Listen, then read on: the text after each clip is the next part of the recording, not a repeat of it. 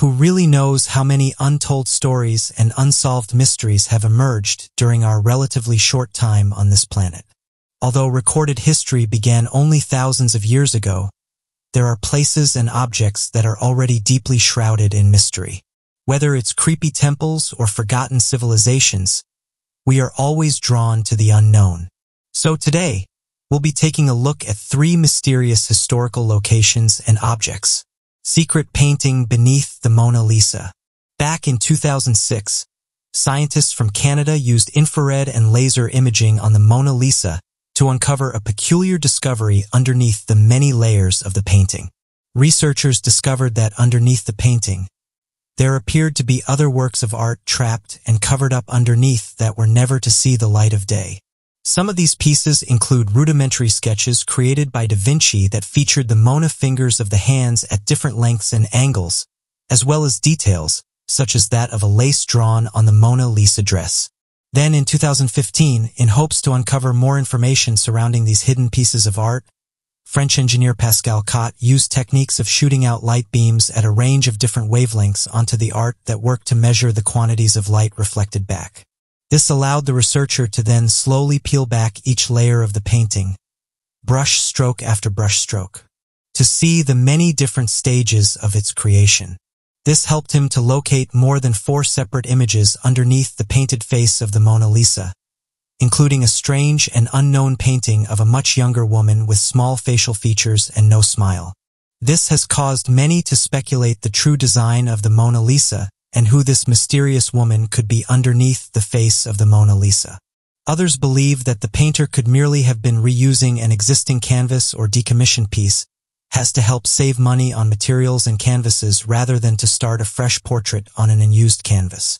This could very well have been the case in this instance, as Leonardo da Vinci and other Italian Renaissance painters found themselves reusing painted canvases numerous times in the past.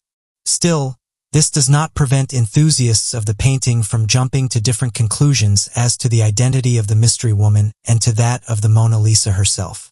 The mystery soil, terra preta. The red and yellow soils associated with the Amazon appear on the surface to keep the rainforest vibrant and flourishing. But beneath all that, the soils contain low levels of nutrients, leaving much of the land infertile and unsuitable for farming. Yet the Amazon rainforest produces food, resources, and wonderful greenery. The fertile soil within the Amazon is known as terra preta, informally known as Amazonian dark earth. Terra preta is anthropogenic or artificially made specifically to counter the infertile soil in the Amazon. Terra preta is formed through the indigenous soil management technique known as slash and char. Slash and char is an innovative farming technique that produces fertile soil through the burning of wet vegetation. The ash produced is then transferred into the soil. Other control methods release harmful chemicals and emit twice as much carbon dioxide as slash and char. These involve the dry burning of grass and bush.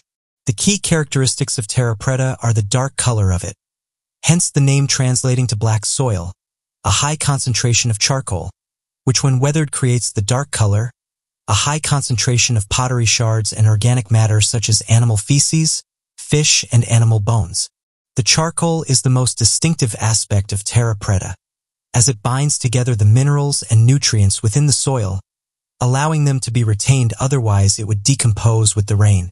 The charcoal stays in the soil for centuries, even for thousands of years, stabilizing the soil. The high nutrient levels in the soil provide the fertility that makes terra preta so valuable. Some examples of nutrients that have been found include nitrogen, phosphorus, calcium, zinc, and manganese.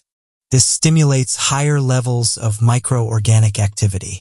There are other attributes to this miracle soil, though these vary depending upon the ecosystem they are in. The nutrient retention of this soil means that farmers are not forced to migrate due to deforestation. Deforestation leaves areas of the rainforest burned, and in these places the soil is fertile for only a short period of time. Usually these nutrients are swept away with the rain, which is of course a common occurrence in the rainforest. The high levels of charcoal content mean terra preta is less susceptible to nutrient leaching, proving to be incredibly useful to farming communities. Analysis of the content within the soil largely from the pottery shards, indicate that the soil dates back to between 450 BCE and 950 CE.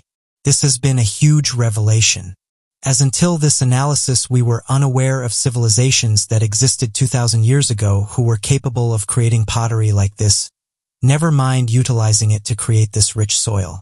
To give a contextual picture as to the size of this soil, the depth is approximately 2 meters, but the soil regenerates itself at a rate of 1 centimeter per year.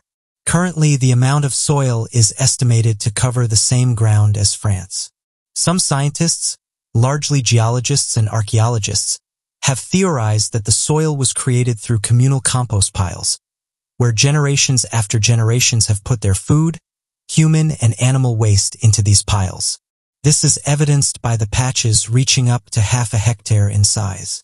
Others believe this was not used for agricultural farming and the sheer volume of soil suggests crop use instead. Modern technology, namely low-temperature pyrolysis, has produced biological discussions at industrial scales, suggesting that the revolution could have occurred at a much earlier date. In the past, similar findings have been suggested. In 1874, Charles Hart led a biological expedition in the Amazon basin where it proposed that terra preta had been used for sugar plantations, though his findings were dismissed at the time. This miraculous soil is what gives us the Amazon rainforest we know today. History of triangular-shaped UFOs. All kinds of shapes and sizes of UFOs have been reported, with the most popular being similar to the flying saucers we often see in Hollywood movies. Aside from this, there have also been thousands of triangular-shaped UFO sightings that have been reported over the years. Often described as dark in color, completely silent and roughly the size of a football field, one of the most common triangular-shaped UFO sightings was in Belgium. That lasted from November 1989 to April 1990. This particular UFO event has now become known as the Belgian Wave. Thousands of people claimed to have seen triangular-shaped UFOs at low altitude throughout the year. Among the first witnesses in November 1989 were 2 police officers on patrol in Eupen, Belgium, close to the German border. In March 1990, as the Belgian wave peaked, the Belgian Air Force sent 2 F-16 fighter jets to investigate a triangular object that had appeared on radar. The pilots recorded the craft's remarkable maneuverability and its capability to accelerate from 1,000 kilometers per hour to 1,800 kilometers per hour within a matter of seconds. While these crafts are often attributed to being of alien origin, there's also other theories that are closer to home. Could these crafts be secret government projects? David Marler, UFO researcher, states he has reviewed more than 17,000 case files based on unidentified triangular crafts. Marler says that given their hovering behavior, they might be engaged in surveillance of some nature, scanning or analyzing the topography. Christopher Mellon, former Deputy Assistant Secretary of Defense for Intelligence, claims there have been many instances in which these objects have been observed over bases operated by the Strategic Air Command. Many of these cases are dismissed simply as regular objects which have become distorted due to atmospheric conditions. Despite officials offering scientific explanations for the sightings, triangular UFOs are an international phenomenon, with sightings over London, Belgium, the US, and many more countries. Between 1983 and 1986, the Hudson Valley UFO sightings is one of the more prominent triangular UFO cases in history, as it was reported by so many people. Kevin Serovia, a retired lieutenant from the Yorktown Police Department, was another of the witnesses who described a large, silent craft around 100 yards wide. He said the craft hovered low before making a 45-degree turn and then suddenly speeding off. Looking for an explanation, he decided to call Stewart Air Force Base, located nearby in Newburgh, and asked whether any of its C-5 transport planes had been flying in the area that night. But none had. At the time, the C-5 was the world's largest and heaviest aircraft. Though triangular-shaped UFOs are common, one theory which offers a possible explanation for the phenomena is called the airship effect. This is a theory that suggests people who see unrelated lights in the sky can trick themselves into believing they are all part of the same object. So, if people see 3 lights in the night sky, they assume they must be of a triangular craft. Whatever theories people use to try and explain these sightings, one thing remains. It's hard to prove exactly what people saw, and it still remains a mystery. Mysterious ghost in photo. Ghost fanatics have been known to attribute the smallest of lens flares or misplaced shadows to evidence of a supernatural presence in a photograph. Although usually these anomalies can be explained, occasionally a photograph is taken that reveals something totally unexplainable and undeniably ghostly. This was the case for the Ogletree family, who went on a fishing trip where their youngest daughter Haley snapped a seemingly normal selfie. The family had been fishing at a set of backwards ponds where they were the only family in the secluded area. Yet when Haley looked at the picture she had taken, there appeared to be a chilling addition to the party. Behind Haley in the background of her selfie, her dad leaned over in the truck bed, presumably packing up from their fishing trip. What was truly unsettling, however, was the man standing directly to her father. He appears to be slightly translucent and blends in with the trees and woods behind him, yet all of his features are very distinct and you can clearly see the details of his face, clothing, and the cap that he is wearing, ruling out any simple explanation such as a lens flare, overexposure, or some other trick of the lighting. Fortunately for the Ogletree family, the man is and looks friendly and harmless. The most obvious explanation for the photo is that a ghostly figure happened to have been caught on camera. Most pictures with undeniable images of humans have been dismissed as hoaxes with the ghost edited in for sensational value. It is very rare for images featuring definite ghostly figures to not be exposed for having been tampered with. However, if it is legitimate, it would be a huge clue for those seeking to confirm the existence of ghosts on Earth, as it is likely one of the clearest images of a specter seen thanks to the detail of the ghost's face and clothing. One thing is for sure though, if it is indeed a ghost, it was definitely a friendly one. The mystery safe. What do you do when a safe appears in the middle of a field, with nothing but a note attached to it? That's a question that farmer Kirk Mathis faced in late August, when he found a metal safe that did not belong to him lying out in the sun. Its appearance alone was daunting enough, but what was even more surprising was the lack of any clues and hints as to how or when it got there. The safe had an estimated weight of 500 to 600 pounds, so there was no question that it had to have been transported there with the help of heavy machinery. Many wondered how it could be possible for anyone to do that without making enough sound to draw attention to what was happening. At least the farmer did not have to worry about returning it to anyone. The note on it read simply, "If you can open it, you can keep it." Some people thought maybe opening the safe wasn't the best idea, and for good reason. What if there was something dangerous inside? Fear of the unknown didn't stop everyone from trying. People fiddled with the hinges, knocked off the dial and handle, and even tried taking a sledgehammer to the metal, beating it up and denting it. However, this came with no luck. It remained unopened, and eventually the police showed up to disperse the crowds that had gathered to see what was going on. The farmer himself was less inclined to open the safe, but for different reasons. He told reporters that he believed leaving it closed would allow for the mystery to live on, for people to imagine alternatives and maybe get people's minds off from the devastating virus of 2020 and difficulties of this year. In the end, Mathis decided to keep this safe in his barns. He said he planned to move it somewhere else, where it could be well hidden and protected from break-ins and strangers' attempts to open it. Who knows what might happen?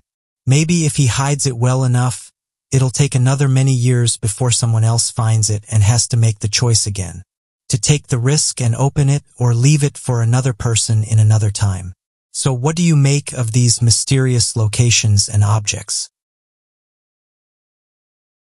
Embryologists and scientists have been making incredible discoveries in recent years, especially regarding the potential future of medical technology. And although human embryos are among the focus of some of the research, they are not alone. Pig and even mice embryos have been studied in conjunction with life-saving methods such as organ transplants and disease treatment.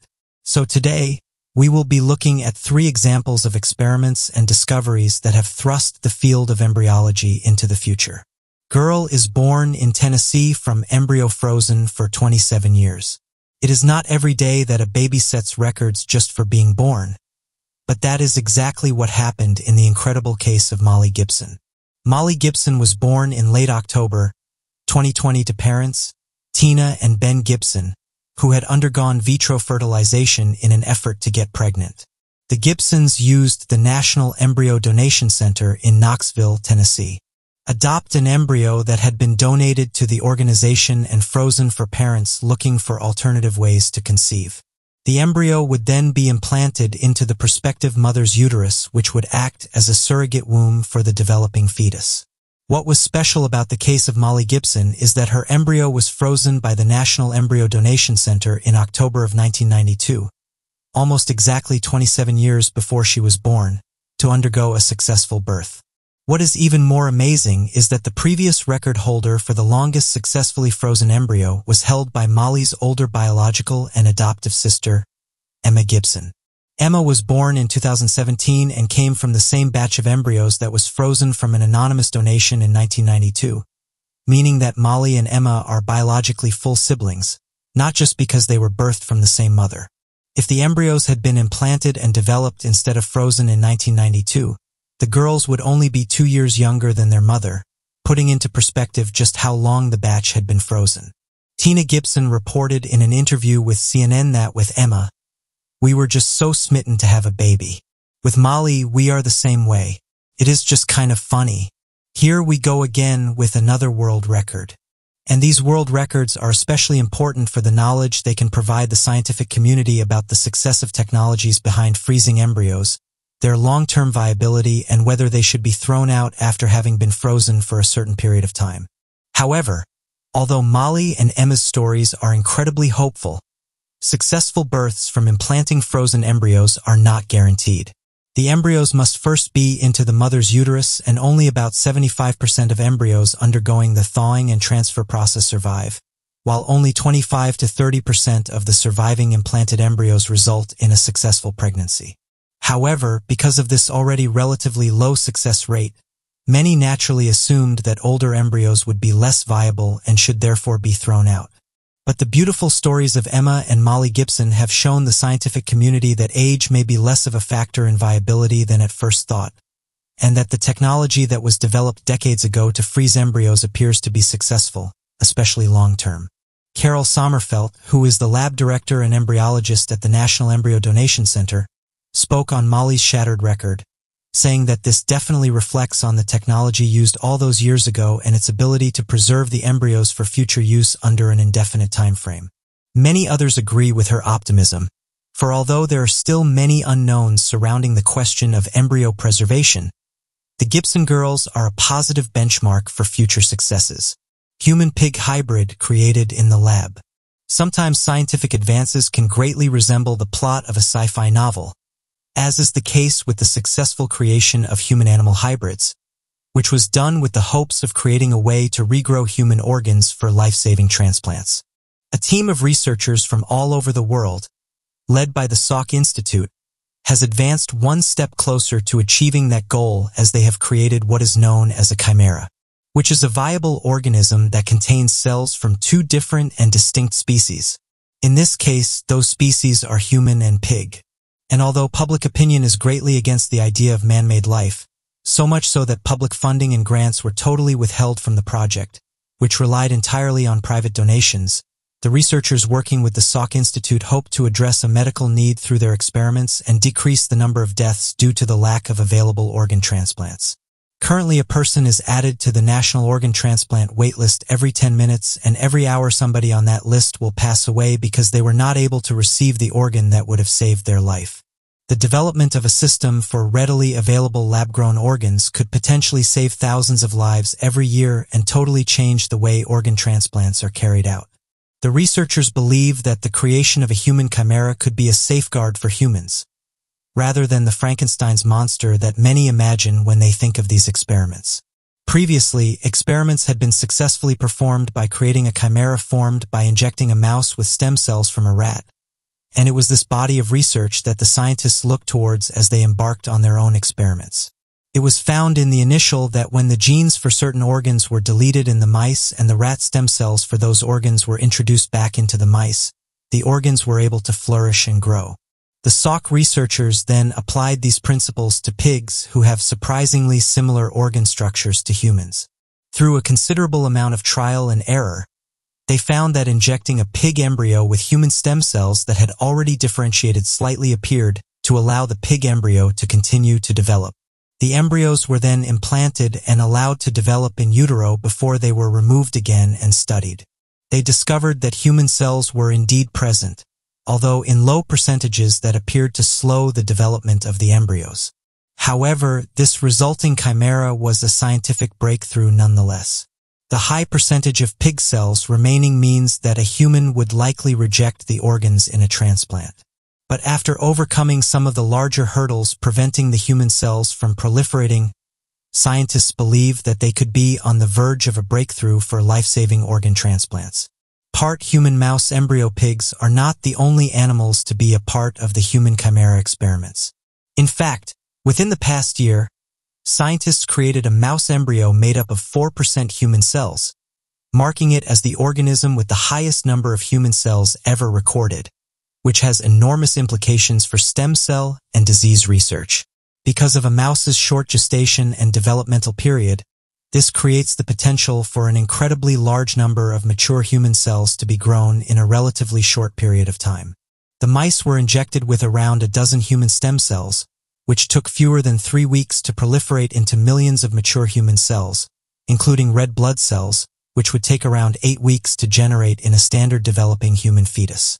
Said that these observations suggest that the mechanism that specifies time in development can be changed. With this implication, there will be more dramatic discoveries down the road. And it certainly seems that will be the case, although experiments of this nature always raise moral and ethical dilemmas, and scientists must navigate incredibly carefully to ensure that all risks and dangers are thoroughly explored and dealt with before proceeding. However, risks aside, the implications of the benefits of these experiments cannot be denied. Scientists avoided the possibility of the mice's embryonic rejection of human stem cells by slightly altering the cells to make them more compatible with the mice's gestational development, specifically an inner group of cells present in the early stages of a mouse embryo, before any other cells have been differentiated. This technology alone can be applied on a much larger scale to create mice whose cells have a greater similarity to our own, making them much better models for the study of diseases and their treatment. They can also be used to quickly generate a wide variety of human cells for studies such as red blood cells, human eye cells, immune cells, and respiratory cells. The results of these experiments have made scientists very hopeful for what this could mean for future research, as well as for the treatment and study of diseases that were previously not understood. But what do you make of these interesting experiments? Rome wasn't built in a day, but it sure was built to last. Researchers are still finding amazing discoveries across the entire country that reveal so much about the incredible technological advances during the Roman Empire. So we will be discussing one of the innovative solutions the Pompeians developed before their untimely demise after the eruption of Mount Vesuvius. You might also be surprised to find out what massive discovery a farmer found right in his own backyard. So today, here at Unexplained Mysteries, we'll be sharing some fascinating discoveries made in Italy. The sinkhole reveals a hidden secret in Rome. The Pantheon is considered Rome's most popular tourist attraction and is also the best-preserved ancient Roman monument. Over 7 million people visit the Pantheon each year to marvel at the famous historical structure. On April 27, 2020, a sinkhole measuring over 10 square feet opened up between the Pantheon and the Piazza della Rotonda's fountain. It was more than 8 feet deep and occurred without any warning. The area typically sees nearly 20,000 tourists a day. While it was a time of struggle for the city, thankfully no one was injured by the sinkhole incident. While inspecting the sinkhole, officials discovered slabs of ancient sedimentary rock called travertine that dates between 27 and 25 BC. The slabs turned out to be imperial Roman pavestones that were placed by Marcus Agrippa, deputy to Augustus, Rome's first emperor. Agrippa oversaw the initial construction of the Pantheon, which many people assume is the one still standing today. Unfortunately, Agrippa's first structure was destroyed by a fire in 80 AD.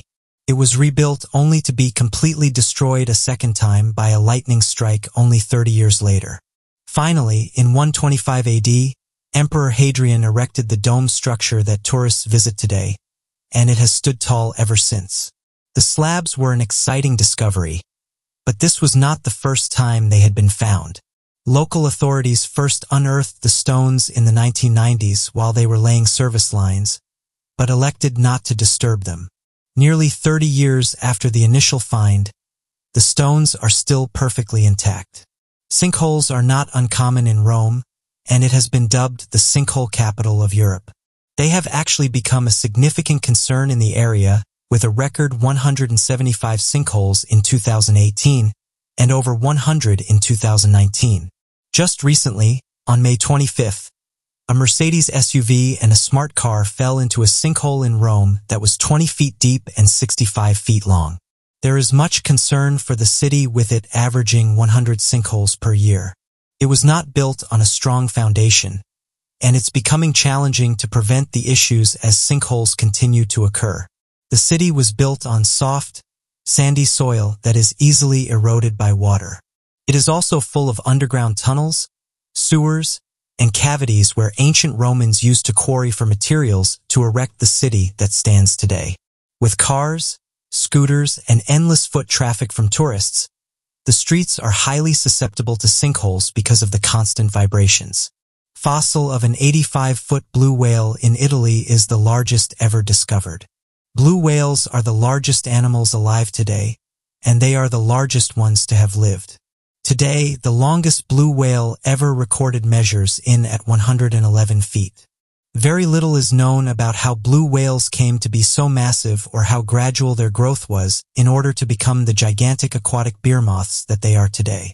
While it was assumed their evolution and growth happened suddenly around 300,000 years ago, a discovery by a lake in Italy has caused researchers to rethink what they once hypothesized. In 2006, a farmer from the southern Italian town of Matera noticed some large bones sticking out of the clay by the lake near his home. Since he used the lake to irrigate his fields, little could be done to unearth the bones without disturbing his harvest. It took over 3 years to gradually lower the water level of the lake in order to preserve the farmer's crops. It was Italian paleontologist Giovanni Bianucci from the University of Pisa that dug out the remains with his team. They discovered that it was the fossil of an 85-foot blue whale that lived about 1.5 million years ago. This shattered the original theories held by scientists that whales had only become this massive in the last 300,000 years. The fact that such a large whale existed that long ago suggests that large whales had been around for quite a while, says Felix Marx, a paleontologist at the Royal Belgian Institute of Natural Sciences in Brussels. For years, scientists have struggled to figure out just how long blue whales have been on our planet and how they managed to reach sizes over 110 feet. Because of the many ice ages that have occurred on Earth, vast amounts of the ocean froze into ice, dropping sea levels a tremendous amount. This means that any ancient whales that died throughout Earth's history are now frozen deep below sea level. This makes them challenging to find and even harder to bring back to the surface for research. Pompey's brilliant street repair strategy. Pompey is an ancient Roman city found at the base of Mount Vesuvius. In 79 AD, Mount Vesuvius erupted, destroying much of the city with volcanic debris and covering it in 19 feet of ash. For centuries, the ruins of Pompeii lay undisturbed and perfectly preserved by the thick blanket of ash. In the 1700s, the discovery of the once hidden city shocked the world. It was completely frozen in time. There were perfectly preserved remains of people trying to find shelter from the eruption. Even bakeries still had fresh loaves of bread in the oven. Unlike other ancient cities that have been reduced to rubble or updated over time, the perfect preservation of Pompeii gave archaeologists a clearer view of the past. One of the many things they discovered was how the people of Pompeii dealt with potholes and erosion of their roads. Were often in need of repair. To repave the roads would have been expensive, and the months it would have taken to do so would have been a heavy burden for the city to handle. They had to develop a strategy that was inexpensive and quick to repair to ensure there were little to no disruptions in the city. As part of the Roman Empire, they benefited from certain technical advantages. After the conquest of Britain, the Pompeians gained access to the region's massive deposits of iron. They used this iron to their advantage and developed an ingenious way to repair their streets. By heating the iron to a molten state, they could pour it into the holes and cracks in the road throughout the city. The iron would harden as it cooled, which can take roughly an entire day. It was much faster than the alternative and considerably less expensive because of its abundant availability. The one thing researchers cannot seem to figure out is how the Pompeians were able to heat the iron in order to liquefy it and then transport it. There is a theory that they used slaves that would run to the furnaces and carry the molten hot iron into the roads to fill the holes. This theory comes from the drops of iron speckled across the streets that lead to the conclusion that some of the iron would spill out of whatever they were using to transport it. But what do you make of these interesting Italian discoveries? Recent activity at Yellowstone National Park has piqued the interest of many people. Some are questioning what's going on around and underneath the park, as data seems to show that various different magnitude earthquakes are hitting the region. Yet the United States Geological Survey doesn't seem to be reporting on them. It's only because people are using online data files that they're able to read up on what's going on, and it's fair to say that some are worried. Even anonymous users have got involved in questioning what's going on. It's important to know that anyone can claim that they're part of the group anonymous. No one user speaks for the rest and they don't act like a hive, but many of them share the same goals, which is bringing truth to the masses. One anonymous user recently had this to say about the recent activity around Yellowstone. The recent activity at Yellowstone has caught my attention, not because of everything that's going on, but rather due to the silence of park officials and others who should be updating us. I shouldn't be hearing about Yellowstone updates from online users. These should be coming directly from park officials, but yet it looks like data and certain information isn't even being reported on. One of their main jobs should be to effectively communicate to people close to the region, especially those that are feeling all of the recent earthquakes. Our group understands that this activity isn't uncommon and that it happens every year, but the data is showing us that these earthquakes are increasing in magnitude and that many earthquakes are not being reported on. I'm not naming names, but it's strange how they continue to stay quiet on this. The data doesn't lie. We can see what's going on. The goal now is to better understand how long this has been going on and what it means for those living close to this area. Interestingly, people have been saying this same thing for a few weeks now, and that's that these detectors around the park are picking up on larger earthquakes. As of right now, earthquake trackers from the United States Geological Survey show that there hasn't been any earthquakes in the Yellowstone region for the past few days. But other data shows that this isn't true, and that sensors around West Thumb show us that a recent earthquake measuring 2.7 hit the region. This is worrying because previous employees of the United States Geological Survey came forward and said that when these earthquakes start to measure in at over 2 in magnitude, researchers should be looking into these and seeing if they're having any permanent effects on the area. It's proof like this that it's being used to show people that the data isn't being reported on by the USGS and that if you go on their website, this earthquake doesn't appear on their earthquake tracker yet. We can see from the pulses that they're definitely hitting Yellowstone. Hank Hester, a Yellowstone geologist, made a worrying announcement that an eruption at the supervolcano is going to happen. This increase in activity worried many people and officials, with even the White House allegedly getting involved. But it's important to note that back then the earthquakes weren't measuring as high as they are today, with some theorizing that the ones that are measuring in at over 2 in magnitude aren't being reported on by the USGS. And this could be not to worry those that live close to Yellowstone. The website Interlab was able to gain access to information from a source, and they said that they worked at Yellowstone, and that they reported that the White House ordered the United States Geological Survey to suppress information about the earthquakes. Interestingly, this document is making the rounds once again, as some have said that the recent earthquakes hitting Yellowstone are being downplayed, with some users saying that it's not a coincidence that some of the data is missing. Others have said that one of the reasons why the United States Geological Survey might not be reporting on these earthquakes is because they don't pose a risk, and that the park and those living close by won't be harmed by them. But as some have said, this isn't their problem.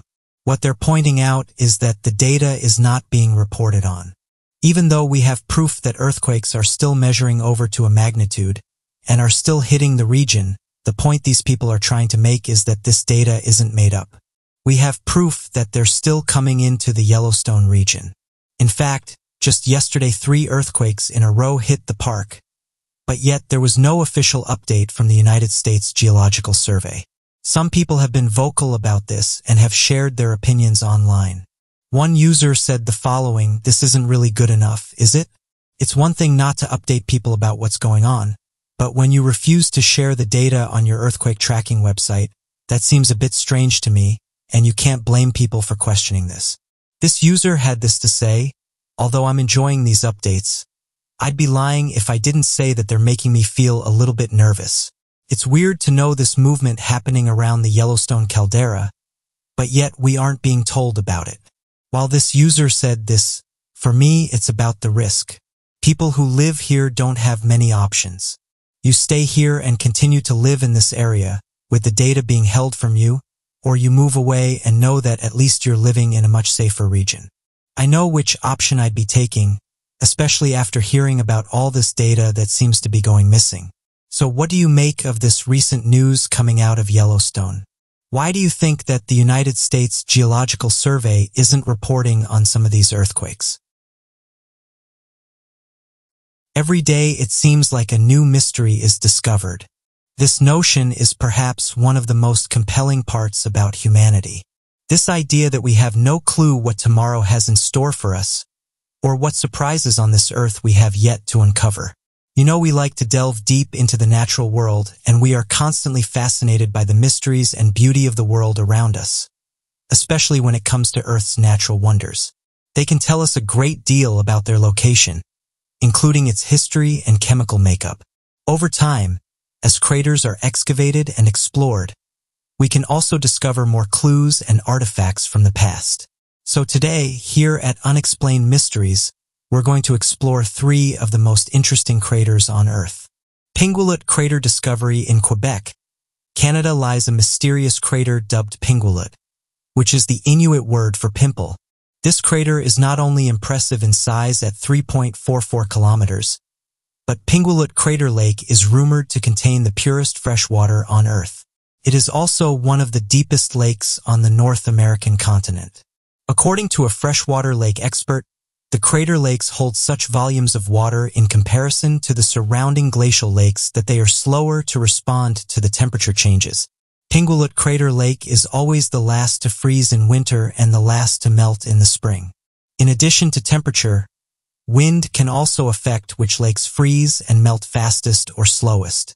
The Pingualut crater is an impact crater formed by a fallen meteorite or asteroid in the Pleistocene era. Approximately 1.4 million years ago, it was discovered on the 20th of June 1943 by a United States Air Force plane. The Royal Canadian Air Force also surveyed this area in 1948, although their photographs would not be available to the public until 1950. An Ontario diamond prospector named Frederick W. Chubb became fascinated by the photographs of the crater. He sought help from geologists, Ben Mean of the Royal Ontario Museum. At first, Chubb hoped that the crater was part of a volcano. Extinct volcanoes often contain diamond deposits that he would have been able to mine. However, what he and Mean found was that the crater resulted from the impact of a meteorite crashing into Earth instead.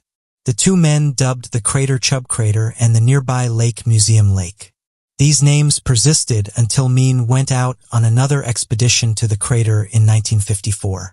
On that expedition, the crater was rechristened Crater du Nouveau Québec, or New Quebec Crater, at the behest of the Quebec Geographic Board. In recent years, further expeditions to the Pingualut crater have uncovered the records of 2 separate geological periods in the sediment cores from the bottom of the lake. Scientists hope that further samples taken from the lake and crater might yield breakthroughs in the realm of climate change. The mystery of Siberia's exploding craters. For our next mysterious crater on the list, we must travel to Siberia. Here, massive craters have been exploding into existence seemingly without cause or explanation. The largest and earliest crater was discovered by observant helicopter pilots passing overhead in 2014. That hole is approximately 20 meters wide and up to 52 meters deep. It is situated approximately 42 kilometers from the Bovinenkovo gas field on the Yamal Peninsula. Based on satellite images of the crater, now referred to as GC1, we have learned that it was formed sometime between the 9th of October and 1st of November 2013.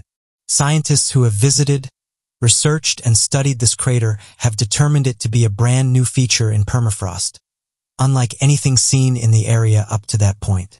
So far, 16 other similar craters have been discovered in the region, bringing the total up to 17 craters. But what is causing these craters? And what does all of this mean for the future of the Arctic? If nothing else, it is clear to everyone that this area is undergoing radical changes beneath the surface. These holes are not formed or eroded over time. Rather, they are exploded into being. According to scientists, these craters swell before suddenly blowing their top and opening up the ground. At first, this was believed to result from freezing temperatures. Instead, we now know that the craters are being created by excess gas underground. To learn more about these craters and about this intriguing phenomenon, scientists venture into the craters to collect samples that they can analyze later. Water often pools at the bottom of these craters, and when examining samples of water, scientists have noticed high levels of methane gas. The two most prevalent theories for these craters are as follows. Either the methane gas underground is building up under the tundra's icy cap, or high levels of carbon dioxide dissolved in the water and the ice can no longer contain the gas, causing the bubbles below to burst and make new craters. Whatever the explanation for these mysterious craters might be, they are natural wonders worth marveling at that no doubt hold more secrets waiting to be found. Mysterious crater on Mars could be a good place to look for life. No video about mysterious craters would be complete without a mention of Mars. For decades now, the red planet has fascinated us not only because of its beauty, but for its potential to contain intelligent life. In 2011, pictures taken by the Mars Reconnaissance Orbiter revealed something surprising about the planet's surface, an unusual crater on the slopes of the planet Pavonis Mons volcano. The crater features a 35-meter-wide hole into the interior of the planet. While exploring Mars' surface, scientists from Brown University found that all craters in the scope of their comparative analysis showed signs that water once flowed within them, but the new unnamed crater showed no signs that water breached the wall of the crater to get inside. There was also no evidence that groundwater was the source of the ridges inside the crater. What seems almost impossible, that water got into this crater as a result of a melting glacier. Of course, this discovery has several complicated implications. One, the idea that Mars' climate might not always have been warm and wet, but at one time icy, much like Earth. During this time, Mars' surface might have been overrun with snow, ice, and massive glaciers. All the water discovered on the planet so far, and evidence of water could be the result of snowmelt. NASA's rover Perseverance and other spacecraft like it may provide the key in uncovering more clues about Mars' past.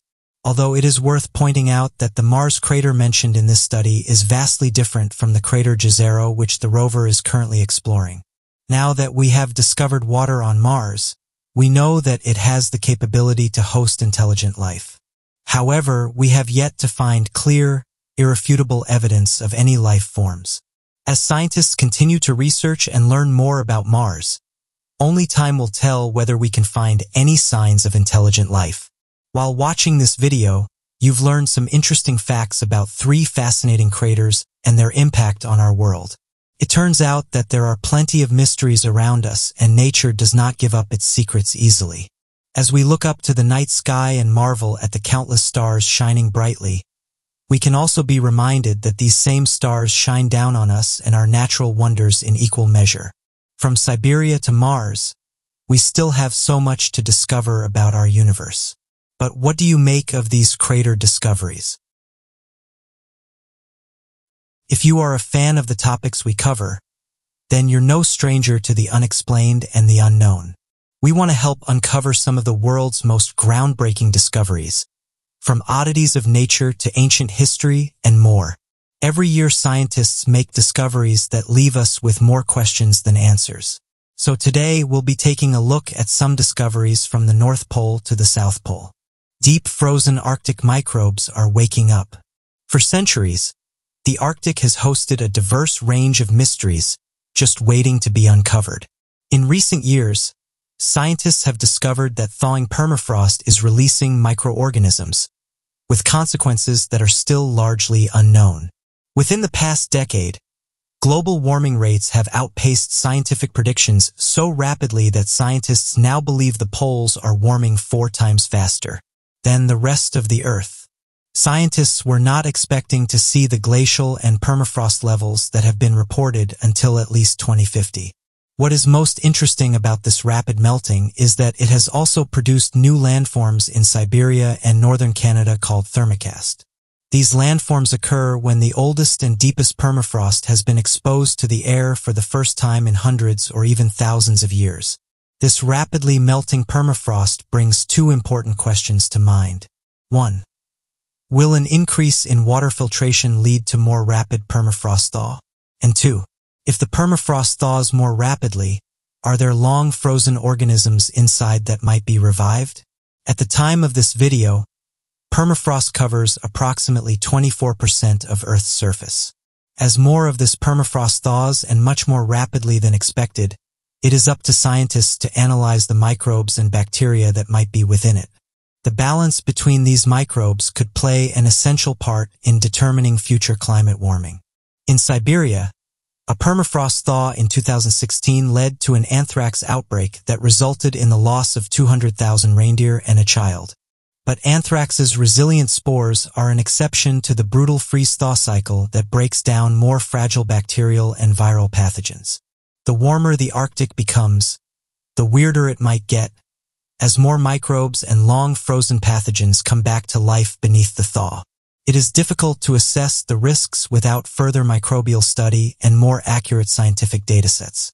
As travel through the region increases, the likelihood of pathogen transmission also increases. And as climate change continues to transform the Arctic, the full range of consequences is yet to be revealed. 2 giant icebergs broke off Antarctica. Here's what that means for the continent's health. Antarctica's Pine Island Glacier, or PIG, is one of the most closely watched pieces of ice on Earth, and it has been showing signs of climate change. It is not unheard of for large chunks of glacier to break off naturally in a process known as carving, but scientists are concerned because it seems to be happening more frequently. Climate change is to blame for this increase. According to glaciologist Adrian Luckman from Swansea University, the carving events at Pine Island Glacier are coming more frequently than they used to. Fellow glaciologist Helen Amanda Fricker from the Scripps Institution of Oceanography confirms, this is a place where we know the ice shelves are thinning quite fast. It has been identified as an area that is changing rapidly. Glaciologists have raised alarm that a massive new iceberg, designated B49, may be a result of melting caused by relatively warm water eating away at the ice that surrounds the frozen continent. B49 is one of 2 large icebergs now floating away from Antarctica. It broke away from Pig last week, while the other, a trillion-ton behemoth dubbed as 68, broke away from the Larsen Sea ice shelf on the east coast of the Antarctic. Insular in 2017. Iceberg B49 covers 40 square miles, while the many smaller icebergs that also broke free on February 9th cover another 80 square miles. An international scientific team has just completed its first major field season on the giant Thwaites Glacier, about 200 miles from Pine Island Glacier, beside the Amundsen Sea in West Antarctica. They are trying to discover why glaciers in the region are melting. Some scientific models predict that Antarctica's melting alone could cause sea levels to rise almost 2 feet by 2100, which would wreak havoc on humanity's future. No matter what happens next, we are fascinated by these events and hope to share more about them as they unfold. Researchers find a secret warm oasis beneath Antarctica's ice that could be home to undiscovered species. A study of the subglacial caves might reveal undiscovered animal or plant species living comfortably due to the heat of an active volcano. Although average year-long temperatures on Ross Island hover around -17°C, including 6 months between April and September where they do not rise above -20°C. The temperature in cave systems beneath the glaciers can reach 25°C. Located around and beneath Mount Erebus, an active volcano, the caves have been hollowed out after years of steam traveling through their passages. The study of the caves, led by the Australian National University, evolved into an analysis of the soil within. Fraser revealed that it contained traces of DNA from algae, mosses, and even small animals that could be living in the underground oasis. Most of the DNA, Fraser admits, is like that of species living on the surface. However, not all the sequences studied could be linked to a particular animal or plant group, meaning Fraser may be on the cusp of discovering new life forms as well. Because there are several active volcanoes in the Antarctic, co-researcher Charles Lee from the University of Waikato in New Zealand said, similar unexplored subglacial cave systems could exist across the continent. The research, originally published in the International Journal Polar Biology, said there are another 15 volcanoes in Antarctica that are currently active or suggest signs of recent activity. We don't know yet just how many cave systems exist around Antarctica's volcanoes, or how interconnected these subglacial environments might be, he said. Co-author Laurie Connell, a professor from the University of Maine, shared her colleagues doesn't prove anything. The next step is to explore the caves themselves, hoping to find the living proof the team needs. If they exist, it opens the door to an exciting new world. For millennia, humanity has been defined and shaped by the world around us. As the natural world grows and evolves, so too do we as a species. Looking back, it is incredible to see how far we have come. Looking forward, who knows what other exciting discoveries and changes lie in store. But what do you make of these 3 discoveries and what could be revealed in the ice? A recent update from seismic trackers is that a large 4.1 magnitude earthquake has been detected in Montana, just 50 miles northeast of Billings, Yellowstone County, Montana. This is just the latest update in regards to earthquakes detected in and around the Yellowstone area, with locals saying that this one was felt in the surrounding areas. Volcanic Discovery, along with other websites, have reported that the 4.1 magnitude earthquake was detected by the United States Geological Survey. Volcanic Discovery reported that the earthquake occurred at a depth of 6.2 miles, and this happened in the early hours of the morning on Tuesday 6th for July 2021, with residents then coming forward and saying that they felt the earthquake in the surrounding areas. Local towns said that the shaking had been felt. But the United States Geological Survey said this earthquake wouldn't have caused any damage to nearby areas. Another earthquake that measured in at 3.1 was detected south of Yellowstone, measuring above the usual 0.5 to 1.2 earthquakes that are normally detected around the area. One of the things that's been reported on is the large increase of earthquakes detected around Yellowstone Lake, but oddly enough the United States Geological Survey isn't reporting on them, with the data showing us that this has been going on now for the last few weeks. Seismic trackers around the lake are picking up on the tremors, but there's been no official comment from the United States Geological Survey. Yellowstone Lake has been showing an increase with these quakes, with the most recent one being detected at 3 this morning. Those who've been following the quakes, the increase in volcanic flow and bulge at Yellowstone have all been asking the same question. Why is the United States Geological Survey hiding some of these earthquakes and not reporting on them? One user said the following: "We can clearly see that the seismic trackers inside Yellowstone are picking up on these tremors, yet in some cases the USGS is not talking about them. They're the ones who tell people not to worry about these quakes and that they will not affect surrounding areas. Yet they're not commenting on some of them. It's a bit confusing, and I can see why people are starting to question what's going on." Well, another person said this: "Is the United States Geological Survey ever going to cover this and update people about what's going on? Maybe they don't want to raise the alert as they don't want people flooding out of the area.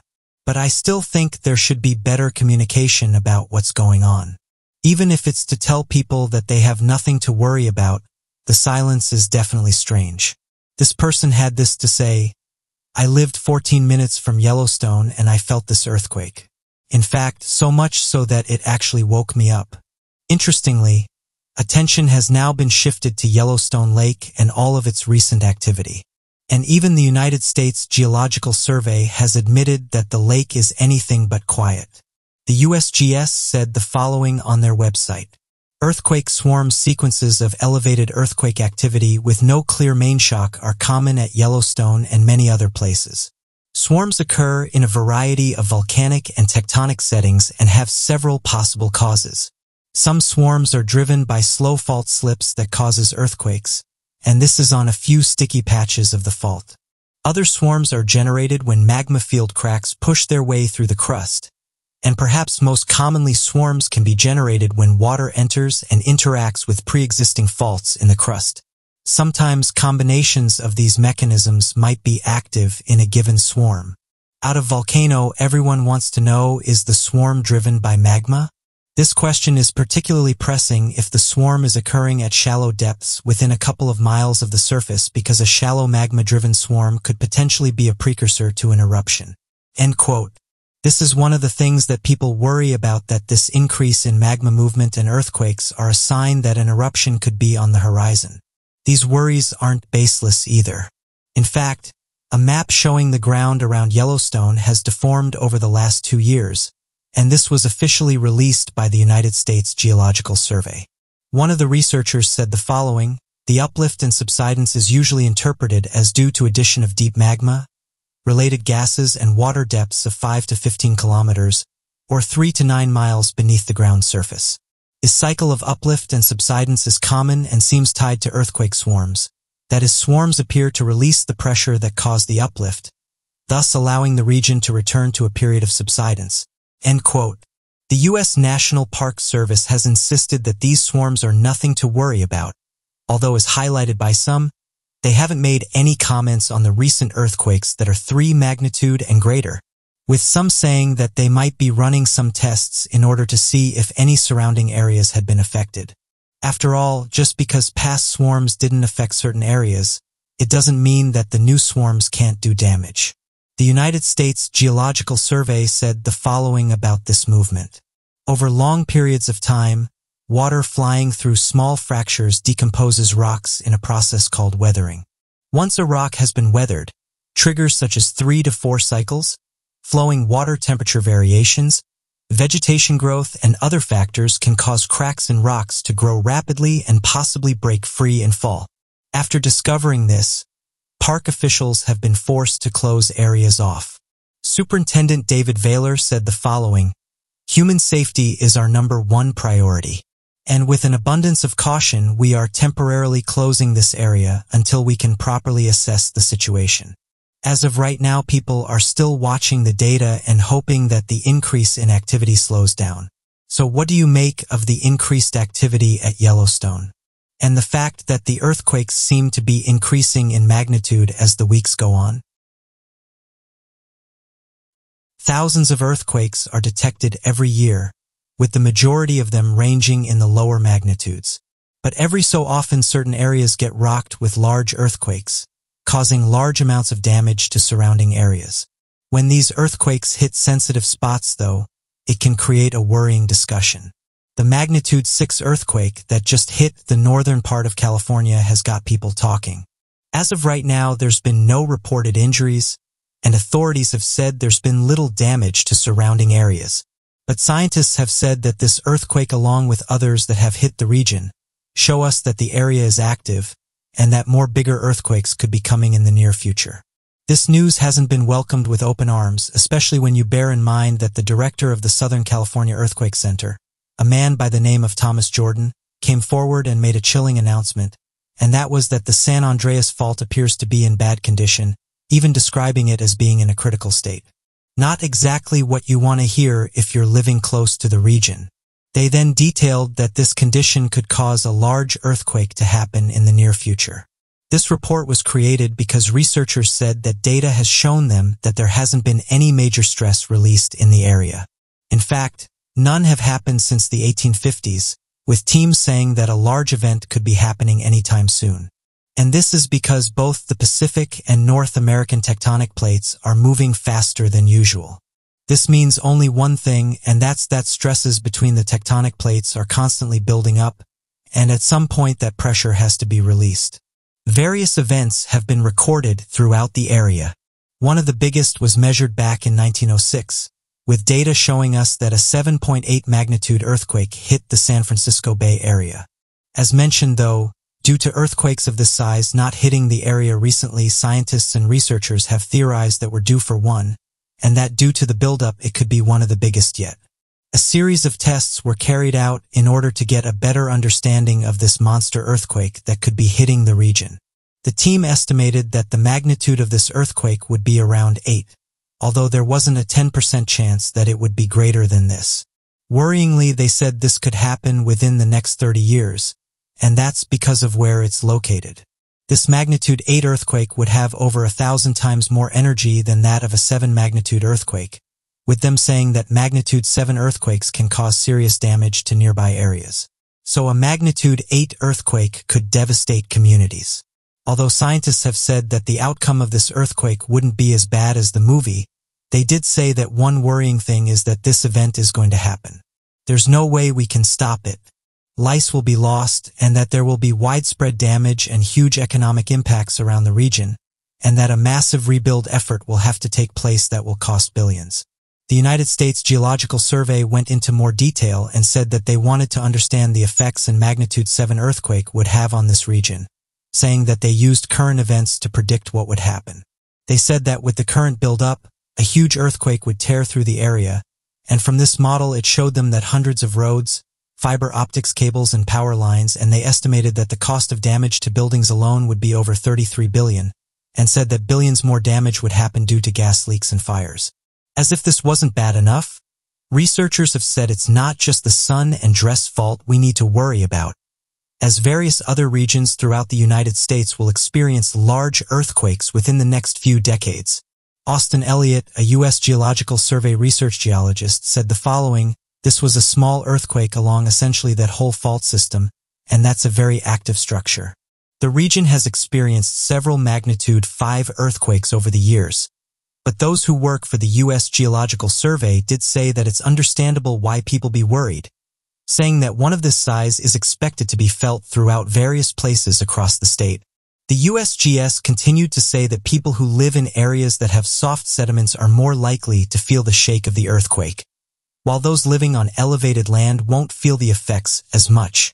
Elliott detailed that during the earthquake he was in San Francisco and said that he was able to feel a strong shaking, saying that his apartment was shaking a lot and it even caused him to become dizzy. He continued with the following: "This one, because of its distance, was probably more perceptible in places that really amplify the slow, distant waves, and so like the high buildings that I'm in." Keith Knudsen, Deputy Director of the United States Geological Survey's Earthquake Science Center, said the following: "Buildings in earthquake-prone areas should be designed and constructed to resist earthquake shaking. Building codes that require attention to earthquake shaking have been improving in recent decades and constitute a first line of defense. In some cities, programs are underway to strengthen or tear down buildings that will most likely collapse due to earthquakes. A second line of defense involves the selective use of land to minimize the efforts of hazardous ground. Occupancy or critical structures, for example, should not be placed inside the San Andreas Fault. The third line of defense will be the accurate prediction of earthquakes. When such predictions become possible, it will permit timely evacuation of the most hazardous buildings." So, what do you make of the announcement that the Silent Dress Fault is about to crack? These days, it can seem like scientists and researchers are making mind-blowing discoveries each and every minute. From the outer reaches of space to our long-forgotten past, we are only starting to scratch the surface of what we can potentially uncover. So today, we'll be taking a look at what Dried Up Lakes can reveal. Dried Up Lake reveals a forgotten Oregon town. In the 1950s, the village of Old Detroit was deserted and sunk in a reservoir. The West's epic drought, which has lasted more than 4 years, has just revealed a surprise in northern Oregon. The abandoned village of Old Detroit has resurfaced beneath Detroit Lake, which had record-low water levels in 2015. Marion County Sheriff's Deputy Dave Zahn was traveling along the reservoir in October when he came across an 1870s wagon partially immersed in the muck. Detroit's lake was 143 feet below capacity at the time. The wagon remained in perfect condition due to the low oxygen levels at the lake's bottom. According to United States Forest Service archaeologist Cara Kelly of the Statesman Journal, the wagon was probably damaged more in the weeks it was on land than it had been underwater for decades. The wagon, as well as an adjacent concrete octagonal pit that has yet to be identified, have now fallen underneath Detroit Lake after recent rainstorms raised the water levels. To prevent plundering and destruction, the Marion County Sheriff's Department and the nearby ranger station opted to keep the archaeological site hidden until water levels rose again. Receding water levels have also lately revealed a 400-year-old chapel in Mexico. In 1952, the 200-person village of Old Detroit was abandoned to make way for the construction of a new dam that would flood the area, about an hour east of Salem, and create the Detroit Lake Reservoir. Parts of the historic town became visible above the water every winter when the spillways of the Detroit Dam are opened to make place for spring runoff. However, the wagon has never been found before, and water levels have not been as low as they were in 2015 since 1969. It could be decades before the water levels in Detroit Lake drop to that lower gain, which is precisely what Zahn and the Forest Service want. Bolivia's second-largest lake dries up due to climate change, displacing thousands of people. Bolivia's second-largest lake has vanished, displacing hundreds, if not thousands, of people who rely on it for survival. Lake Pupo was officially declared evaporated, a sign of climate change, according to scientists. The lake, which is located more than 12,000 feet above sea level on the country's Andean plains, had previously dried up, but has since rebounded to a size twice that of Los Angeles. However, specialists believe that this time recuperation is no longer possible. The vanished lake is a picture of the future of climate change, according to Dirk Hoffmann, a German glaciologist examining how rising temperatures from the use of fossil fuels have exacerbated glacier melting in the country. Local environmental groups accused the government of the shallow saline lake's evaporation, claiming that the government mismanaged water resources and disregarded pollution caused by tin mining upstream. They charged Huanuni, the country's largest tin mine, with dumping contaminated garbage into Lake Pupo's tributaries. Something could have been done to avert the calamity, said Angel Flores, the chairman of a residents group that tried to save Pupo. While El Niño-driven droughts also plagued Lake Pupo for millennia, its fragile ecosystem has been subjected to unprecedented stress in the last 3 decades. Temperatures have risen by around 1 degree Celsius, and mining activity has reduced the flow of streams, causing sediment to accumulate.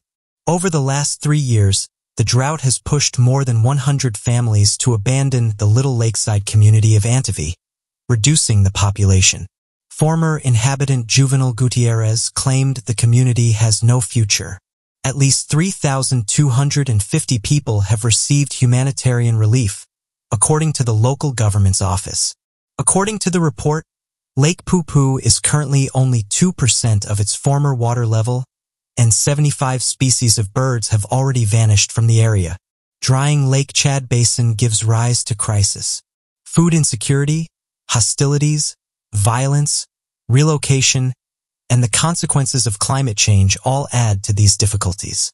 In 2019, Phoebe Musa, age 20, recalls the day 5 years ago when Boko Haram extremists raided her community of Gwoza in Borno State, northeast Nigeria. They attacked everyone they could see on horseback, motorbikes, and military vehicles. They set fire to scores of homesteads amid bursts of gunfire. Ms. Musa was kidnapped from her home, blindfolded, and hauled deep into the neighboring Sambisa forest, where she remained until she was rescued early in 2019 by the Nigerian military. Ms. Musa told Africa Renewal in an interview at the Durumi camp for internally displaced persons in Nigeria's capital, Abuja, that she was forcibly married to 3 men at different times, resulting in 3 children. She claimed that her 2 elder children had perished from malnutrition in the jungle while her last-born child was strapped to her back. Ms. Musa's plight is emblematic of the deteriorating humanitarian situation in the Lake Chad Basin. According to the UN High Commissioner for Refugees, almost 10 million people living there require humanitarian help. Thousands of IDPs are being housed in several camps across the region. According to the UN agency, who need proper housing, food, water, and sanitation.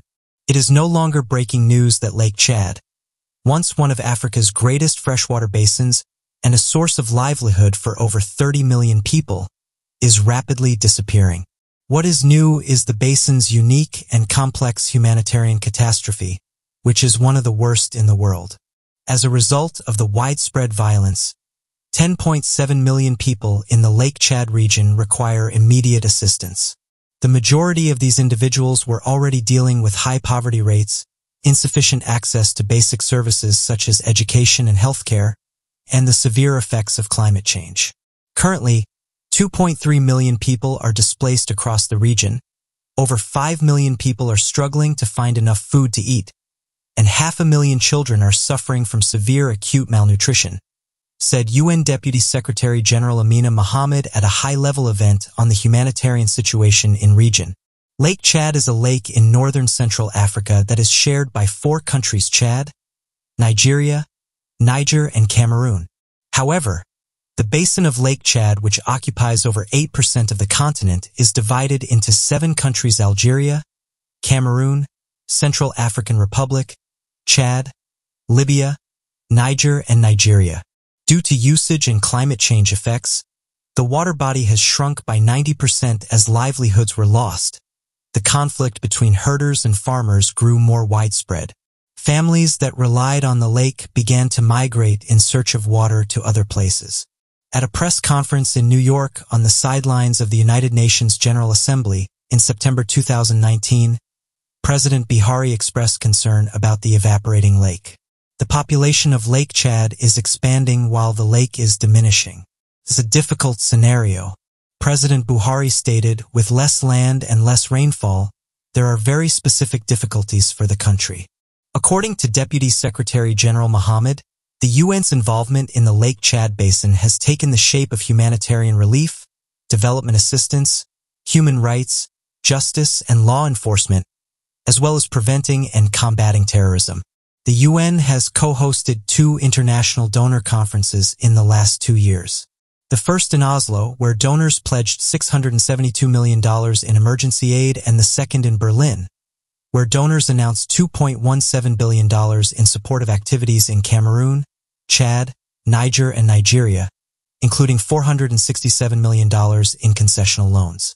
The major organization in charge of IDPs care in Nigeria, the National Commission for Refugees, Migrants, and Internally Displaced Persons, argues that IDPs' long-term alternatives are to return home or to live in host communities. What do you make of these recent discoveries? The megalodon shark is one of the most interesting prehistoric creatures, mainly because we know so little about it. Although scientists know that it would have had one of the strongest bite forces of any animal, would feast on ancient whales, sea lions, turtles, and other large mammals, and would dominate the air as it swam in. Things like their true size, how they lived, and what caused their demise is greatly debased. For example, over the past year, researchers have announced that Megalodon was smaller than they thought, only to take that statement back and announce that they think the Megalodon is actually bigger than their previous estimates. The general idea is that this giant shark could grow between 50 and 60 feet long, although some have suggested that the shark could grow even bigger. One of the problems that many scientists face is the same as many dinosaurs, and that's that we don't have much material to go by to give an accurate description. Megalodon's skeleton was made mostly of cartilage, but teeth and vertebrae of this giant shark had been found. Although teeth are much easier to identify than vertebrae, as many of these have been misidentified. Megalodon teeth could reach over 7 inches in length, much bigger than that of the modern great white shark. For years now, there's been stories of fishermen and people who spend large amounts of time on a sea encountering their shark, with them saying that the creature can easily be recognized due to its size. Scientists and marine biologists, though, have said that the megalodon shark is long extinct, and that we've never found proof of a living megalodon in the modern day, suggesting that one of the reasons why people think they might be seeing a megalodon is due to misidentification.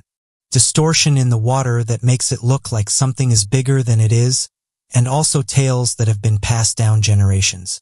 Many cryptid researchers have said that there's been sightings of these giant sharks, and that because sharks have gills and they don't need to come to the surface to breathe, spotting them is much harder.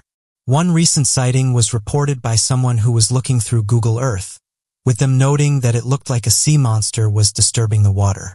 To people's surprise, the photograph was taken around England, a place that's known for having very few shark species.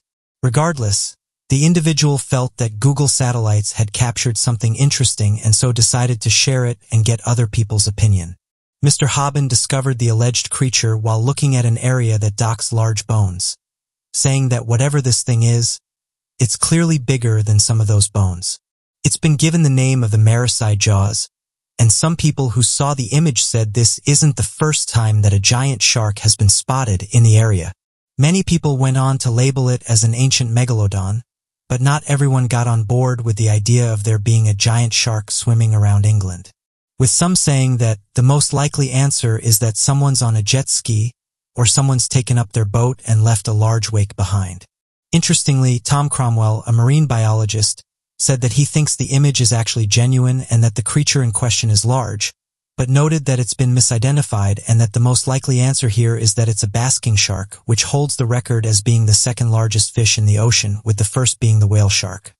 He said the following: water creatures had been known to cruise the wrong way up rivers and canals and become stranded, as with the whales that got stranded up the Thames several years back. Perhaps it was an old shark that was looking for a place to pass away. Although this is the most accepted idea, cryptid researchers have said that we can't ignore the fact that the majority of our oceans remain unexplored, and that there could be giant sharks lurking under our ocean that science is not aware of. With some noting that scientists said the coelacanth was swimming around in our oceans hundreds of millions of years ago, and scientists said they became extinct around 18 million years ago. But in 1938, a living coelacanth was discovered in the Indian Ocean, near the southern coast of Africa. Incredibly, these creatures have been living since the time of the dinosaurs.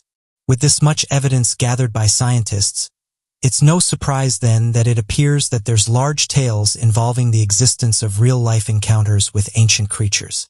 It's creatures like the coelacanth that have led some to believe that there's a small possibility that the megalodon could still be out there. There's some who've gone on to question the true size of a great white shark, saying that modern-day researchers will give a maximum length of 18 to 20 feet, but fishermen around Africa and Australia have said they've seen much bigger specimens, and estimate these reaching almost 30 to 35 feet. In fact, the Guinness Book of World Records listed a great white shark caught in the 1870s near Port Fairy in southern Australia waters as one of the largest. This great white shark was said to be measured 10.9 meters, much larger than any other specimen that's been discovered. For many years, scientists have questioned the true size of this shark. There's no proper scientific process was used in validating the true size. The oceans are still very much a mystery. Every year, underwater researchers are making incredible discoveries, showing us that there's still a lot to learn about our oceans. So what do you make of these photographs? Does it show a basking shark, a megalodon, or is it just a boat leaving behind a large whale? Antarctica has been a place of mystery for years. Ever since the first explorers touched down on this barren wasteland, various interesting and strange discoveries have been uncovered. Although the majority of these have helped us to better understand the landscape, there's groups of people who theorize that Antarctica may be hiding advanced secrets. Although denied by researchers, scientists, and others who study the continent, there's a large group of people who suggest that Antarctica is littered with numerous anomalies, many of which can't be explained. One of the most recent ones to be shared is this one, with users saying that it looks like something has become exposed by the snow, noting that it appears to show a large circle of formation on top of a mountain. The find was made using Google Earth, with those who've seen the images saying that it looks like it shows mysterious craft. For years now, people have been fascinated with the icy continent and have used Google Love to aid them in finding these alleged advanced aircrafts. Although scientists and researchers have tried to explain these sightings as nothing more than shifting eyes, amateur researchers have said this isn't what they're seeing, and that what's so scattered across the icy continent is that of large buildings that resemble pyramids, saying that this could be what we're seeing because all across the world we have proof of giant pyramid-like structures, with some of them even being found underwater and under dense jungle regions. It's for this reason that some groups have put forward the idea that these mysterious buildings and aircrafts that can allegedly be seen in and around Antarctica may be linked. The supposed findings of unidentified flying objects found all across the Antarctic continent is not anything new. In fact, users have said that satellite surveillance is revealing more of these crowds as the ice begins to melt. They say that some of the most common places to see these sources is close to things like mountains, suggesting that the reason behind this is because they may have crashed, while others have said that these are actually archaeological discoveries, and that the melting ice is finally revealing them, noting that they could have been buried for thousands of years. Enthusiasts have also claimed that there is evidence of trapped unidentified flying objects deep within the glacial formations of the icy continent, trapped there and waiting to be uncovered by a research team stationed on the southern continent, noting that we have proof of large tank-like structures next to these downed aircrafts, and that this is proof that these are discoveries, and that the government have gone in to retrieve them. This has led a wide variety of theorists to believe that perhaps the governments of the world have been discovering these things for years now, and that secret research bases have been established in the continent in order to study them, and potentially find more that may be hidden underneath the ice. One thing that is for sure is that there's a number of research bases across Antarctica, and that there's reports of them carrying out strange activity on the surface as well in subglacial lakes. There has been a number of reported findings on websites, where theorists of all kinds have claimed to have spotted secret and undisclosed research bases across the icy continent. There could be a secret location for international research efforts hidden from the public. This has spawned a number of legends and theories that claim that these research bases could be used for anything from a secret military base to that of bases that research the unknowns of our world. Though there is little evidence for this claim, the continent continues to be the prime location for such hidden research efforts that works to be isolated from any habitable conditions and praying eyes.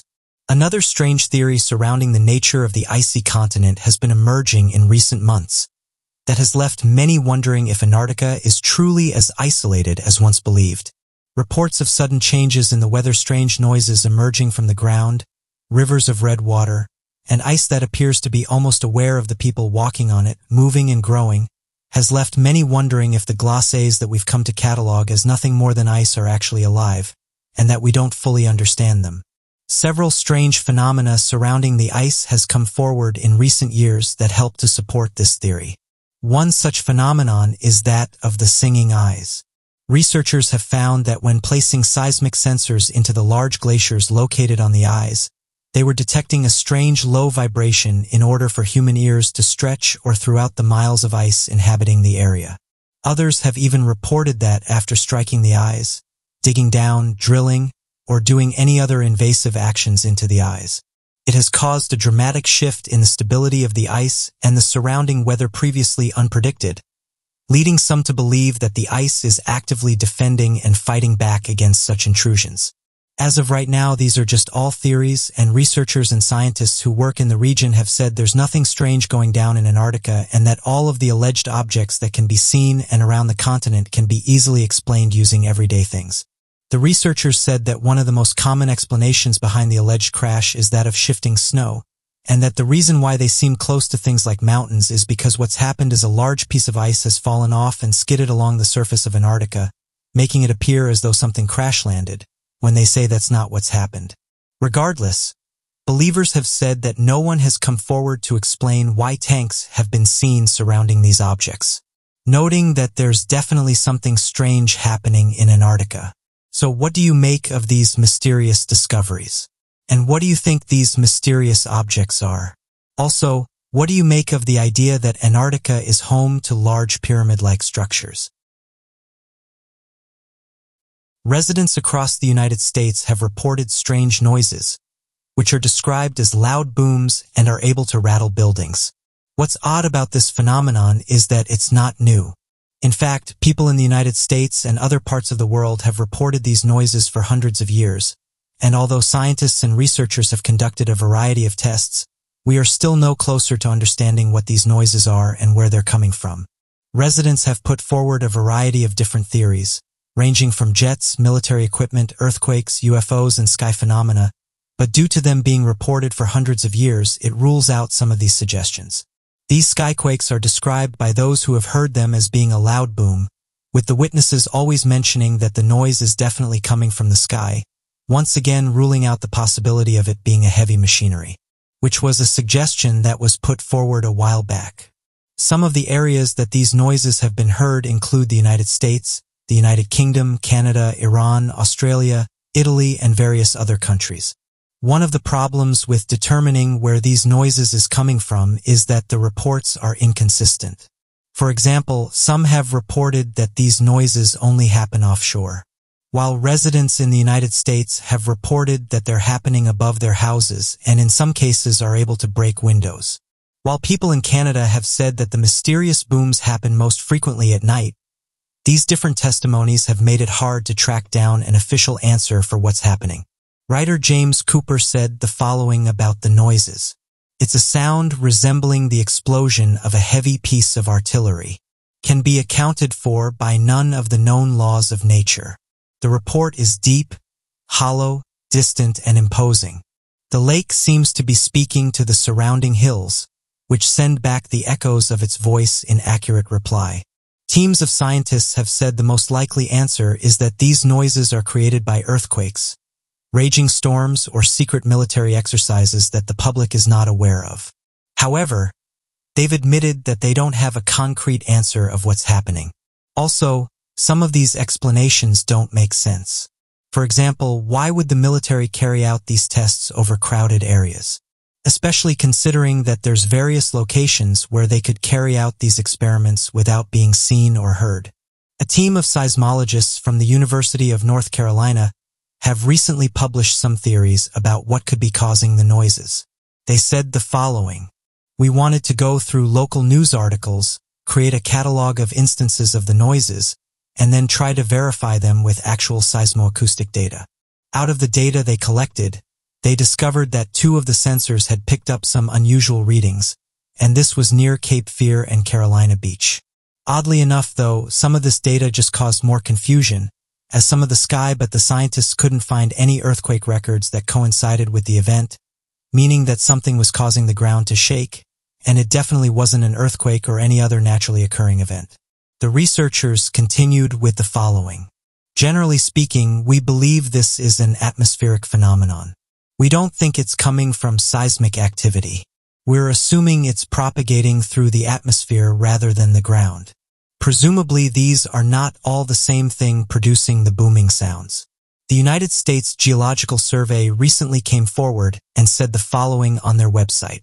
Reports of unidentified booms have emerged from different places around the world for hundreds of years, and although many of the boom stories remain a mystery, others have been explained.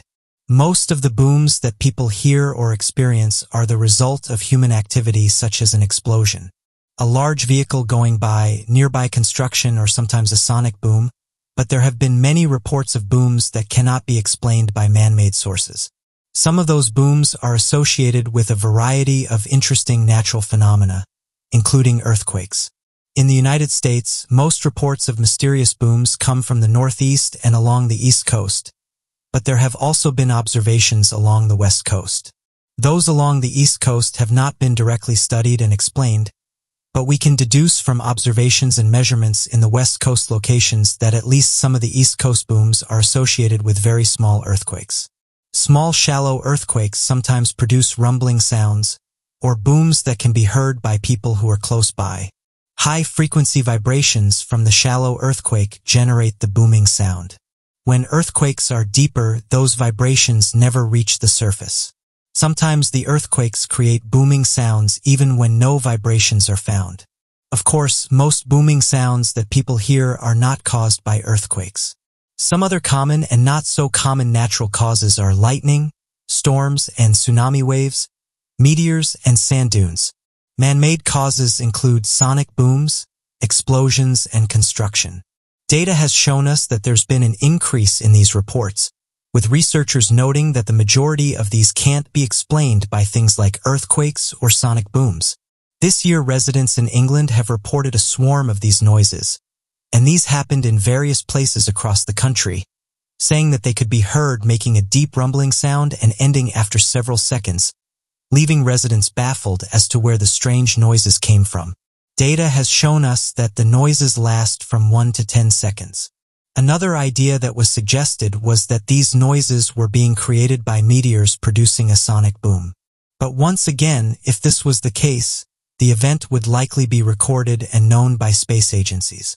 Although the United States Geological Survey said that most of these can be explained as natural phenomena, when they do eventually get investigated, the large majority of them remain a mystery. So what do you make of these mysterious sounds being heard by residents across the world?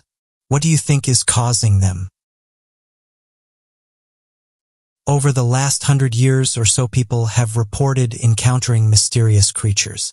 Although the majority of these have been explained, there are some that are still shrouded in mystery. So today, we will be going over 5 mysterious creatures that have baffled researchers for years. Man of New Delhi.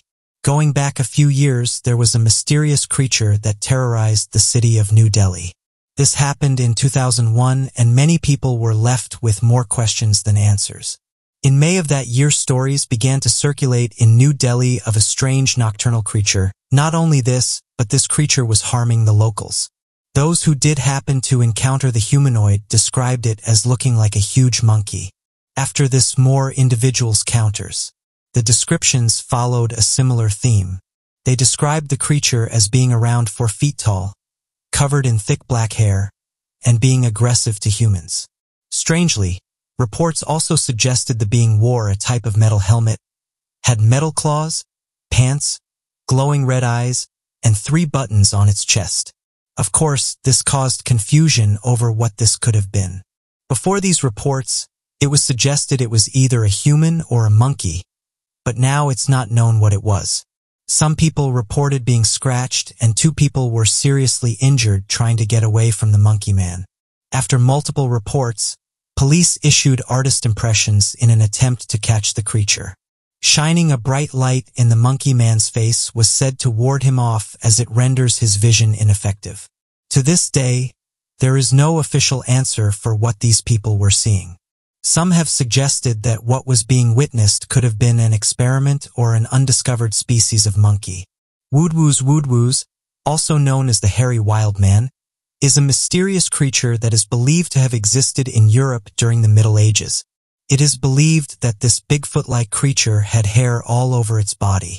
It was more close to humans than apes, and it could be described as an extremely hairy wild human. There are a number of theories about the woodwoos. Some people believed that woodwoses were actually people who had gone into the woods. As they lived in the woods, over time they adapted to the conditions, and in order to protect themselves they grew hair all over their bodies. According to another theory, some people who were born with an unusually high density of hair on their bodies retreated to the woods and decided to live in isolation as they could not live a normal life in human society. However, some modern-day researchers have proposed that they were actually Neanderthals who were still alive in Europe up until the Middle Ages. Spring-heeled Jack. In 1837, a woman named Mary Stevens was walking to Lavender Hill in South London when suddenly a mysterious figure leaped in front of her. It grabbed her and scratched her body with its claws. As the woman started screaming, the passerby rushed to help her, but before they could reach, the mysterious figure had vanished. Locals searched for the mysterious aggressor, but they could not find her. This was only the first incident involving the mysterious aggressor with sharp claw-like hands. Within the next few days, several other young women also reported similar incidents in London and the surrounding areas. The incidents associated with the mysterious figure made their way to the press, who gave it the name of Spring-heeled Jack. In February 1838, Spring-heeled Jack made another appearance. This time, a woman named Jane Alsop claimed that she was attacked at the door of her house by a mysterious gentleman who was wearing a cloak. According to her, Someone had rang the doorbell, and when she opened the door to see who it was, the mysterious gentleman took off the cloak and breathed white and blue flames onto her. As she stood there in shock, the mysterious figure started cutting her clothes with its claws. The attacker fled after Alsop's sister rushed to the door to help her. The police arrested a man named Thomas Milbank, and a case was made against him. However, he couldn't be convicted as Jane Orsop insisted that the man who had attacked her could breathe fire. During 1838, many other incidents of Spring-Heel Jack attacking young women were reported, and gradually these incidents spread throughout England. Similar incidents were reported in Scotland as well. However, over time the incidents associated to Spring-Heel Jack started decreasing. The mysterious man became a part of popular culture, however. A number of novels were written about him and various supernatural abilities were attributed to him. The last reported sighting of Spring-Heel Jack was in 1904. Since then, there haven't been any other sightings. Over the years, there has been a lot of debate as to who or what this mysterious man or creature was. Some believe that it was merely a man trying to terrorize the locals in an effort to gain popularity. Others believe that it was a ghost-like creature that was attracted to young women. Whatever the reality of Spring-Heel Jack was, this Victorian demon has become a part of popular culture forever. Werewolves and dogmen all across North America are reports of the creature known as the dogman, a strange werewolf-like creature that seems to possess supernatural strength and terrifying abilities. Some have often compared the creature to that of a more dog-like Sasquatch, whereas others believe it to be more of a werewolf beast and at the center of the numerous skinwalker legends. It appears that these strange theories are all the more connected to the when looking at the witness accounts taken from those that have experienced a number of the strange events at the Skinwalker Ranch. According to her mother, named Rihanna Smith, she had been driving down an old dirt road located near Skinwalker Ranch with her young infant son in the car trying to get to a friend's house for a small party that they had planned ahead of time. As she approached the corner of an intersection near the ranch, she claimed that the large cow had run onto the dirt road after it, had rushed out of the nearby bushes covering the sides of the pathway, and ran directly in front of the vehicle. Before she could react, the car struck the cow head-on and stopped the vehicle from moving. However, the witnesses were not injured in any way as the car had already been slowing down ahead of time. As the car came to a stop, the woman noticed a large wolf-like creature that was standing on its hind legs and staring directly at the car, as the headlights were shining brightly on its pelt. This caused the monster to turn and run away in fear. Shortly after, Skinwalker investigators were on the scene and questioned the mother and young son separately to better understand what had occurred. The investigators would later write that even the young son mentioned a large wolf in the road, leading credence to the claims that the mother had made in confidence to the other reporters. Oddly enough, a number of reports surrounding that of dogmen and werewolf-like creatures seem to come from that of the state of Utah, the state in which the Skinwalker Ranch resides in. The praying mantis humanoid. A couple were walking together in Chicago's Schiller Woods, a large, fairly flat area of woodland on the outskirts of Chicago O'Hare Airport. There isn't anything particularly special about Schiller Woods, but the area has been host to multiple deaths over the years, most predating our story by some time. However, this isn't what we're focusing on today. The couple, for whatever reason, were going to practice a pagan ritual in the woods. They completed the majority of this ritual, but towards the end they spotted something strange amongst the trees. The lady jumped up, startled at what she'd spotted, and thought they'd just seen the slender man. The figure was around 7 or 8 feet tall and had a strange gray complexion with big bulbar sides, the sort you'd find on an insect when viewed under a microscope. The witness explained that the creature had long arms that dropped below its knees, and that these arms were attached to strange claw-like hands. The creature allegedly seemed keen to stay away from the couple and remained amongst the trees. It seemed reclusive and almost scared of them. The couple thought it would be best to leave the creature alone and hastily made their way back to the car. Still startled and feeling strangely in awe of what they just witnessed, the couple discussed whether either of them had noticed anything strange or different whilst they'd been practicing the ritual. Neither of them could think of anything, But on the way home they noticed something. The area around the woods was normally densely populated with animals. All sorts of deer, raccoons, and other wildlife were commonly sighted near Shilla. However, on the night of the sighting no wildlife was to be seen anywhere. Shilla woods were eerily quiet and empty.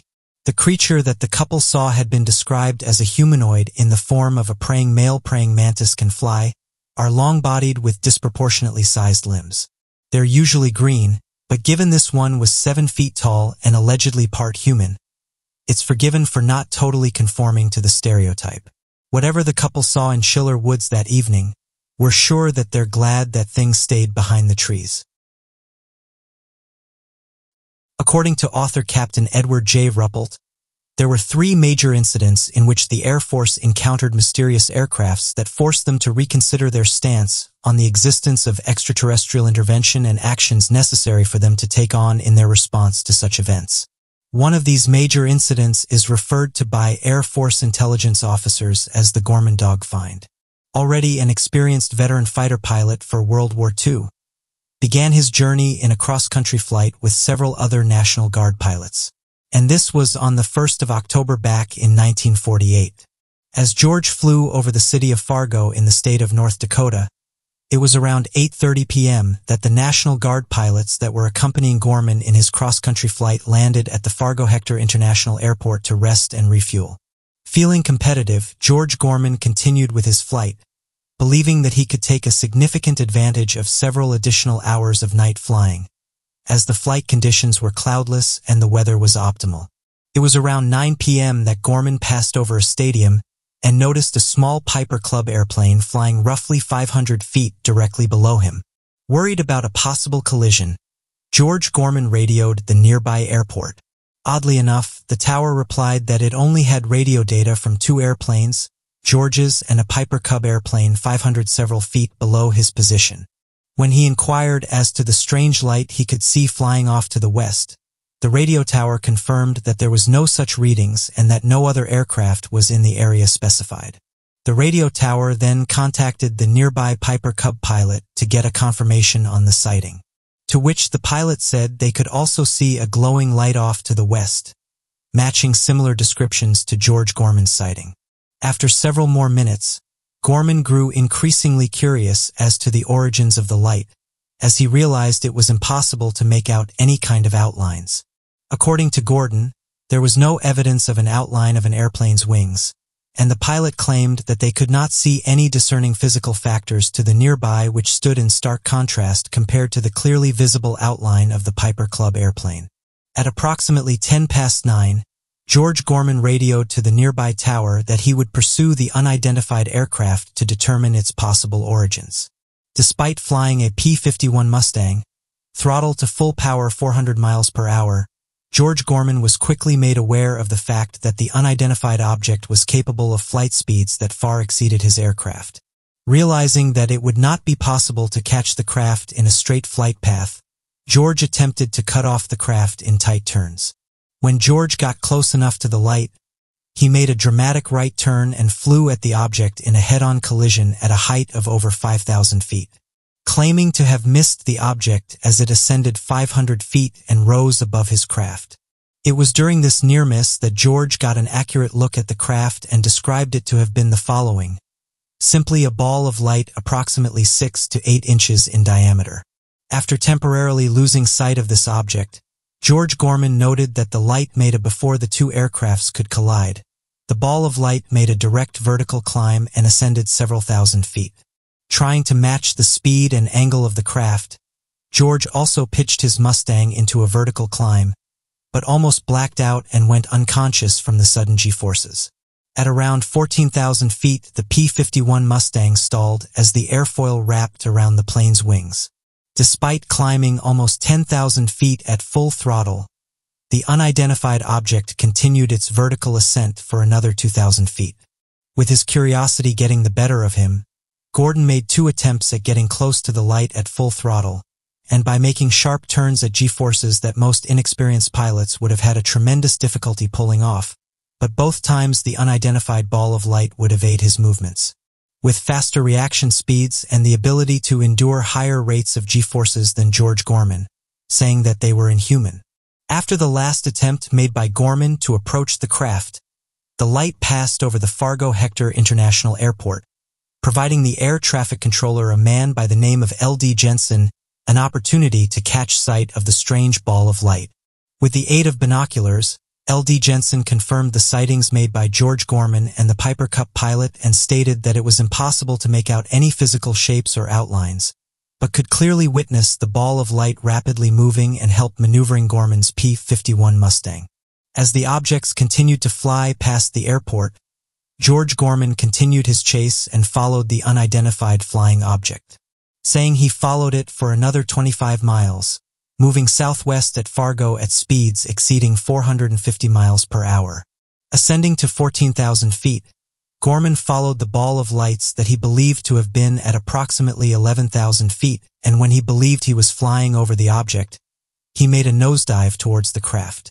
It was at this moment that the object made an incredible vertical climb to such a height that the object passed out of visual range. It was at this time at around 9:27 p.m. that veteran World War II fighter pilot George Gorman called off the chase and flew back to Hector Airport to provide a report on his sighting and the craft's strange abilities. Gorman would later provide the following statement: "I am convinced that there was a definite thought behind its maneuvers. I am further convinced that the object was governed by the laws of inertia, because its acceleration was rapid but not immediate, and although it was able to turn at fast speeds, it still followed a natural curve. When I attempted to turn with the object, I blacked out temporarily due to excessive speeds.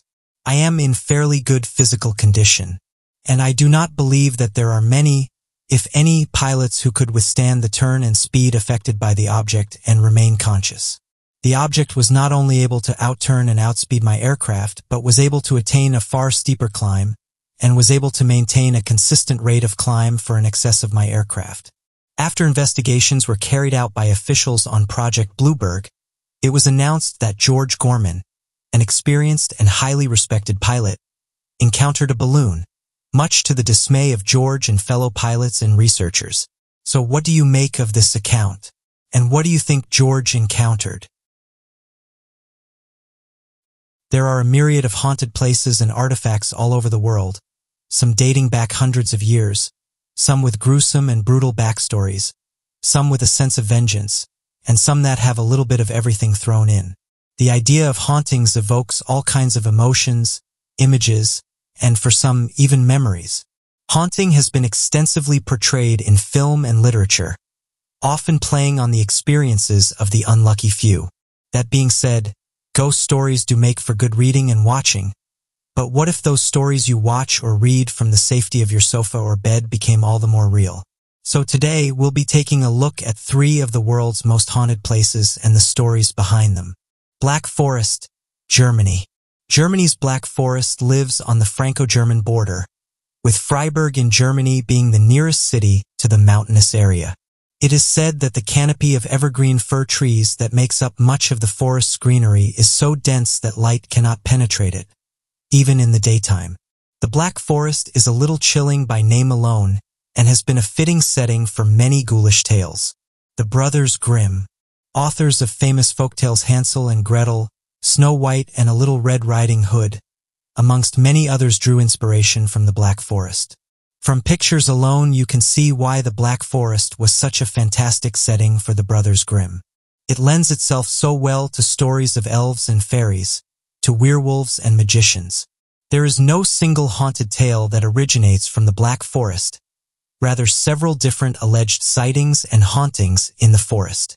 These range from a headless horseman maniacally rampaging through the towering trees to the devil himself residing somewhere among the forest's sinister beauty. But there is one story set in the Black Forest that is perhaps the scariest work set in the area. It's called The Necromancer by Ludwig Flammenberg. Flammenberg's story is a compilation of vicious supernatural tales of taking lives and disappearances in the Black Forest. The dizzying plot follows 2 men, Herman and Helfrid, and the mysterious wizard Volkert the Necromancer. Necromancy is the act of communicating with the deceased and engaging in rituals, or even raising them from the grave. Like Flammenberg's story, necromancy is based upon dark magic and superstition, which are both commonly associated with the mysterious Black Forest. Playing on the dangers of superstition, The Necromancer by Flammenberg serves as both a haunting horror story and something of a didactic warning to those who dabble in the dark arts. However, it is understandable that a setting as encapsulating as the Black Forest would create such a vivid tale, one of which most of us would most definitely not like to be a character in. There have been sightings of the other legendary and often terrible creatures that are said to reside in the forest that we mentioned earlier. And many who journey to the edge of the dark, shady expanse describe feelings of eeriness overcoming them as they venture deeper and deeper into the malevolent heart of the forest. The Black Nuns' Abbey, hidden away in the green pastures of Ireland, is a small sanctuary, once meant to bring solace to those who entered its tall Gothic walls. Built in the Middle Ages, it was one of the first nunneries ever built in Ireland. St. Catherine's Augustinian Abbey, created in 1298. The land on which it once stood tall and proud was donated to the clergy by John Fitzthomas of Canello, who lived from 1195 to 1261 and was born at the nearby Chenid Castle. What once was an architectural feat of the Gothic Middle Ages is now nothing but an abandoned, crumbling ruin hidden away from our modern sight. The abbey rests in a tiny, isolated valley about 2 miles from the village of Shanagolden in Limerick.